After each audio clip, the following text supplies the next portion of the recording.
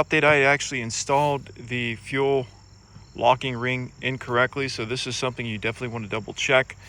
Also, I had forgotten to install my green ring. The green ring goes on the inside right here, just sets down on the top of the actual tank.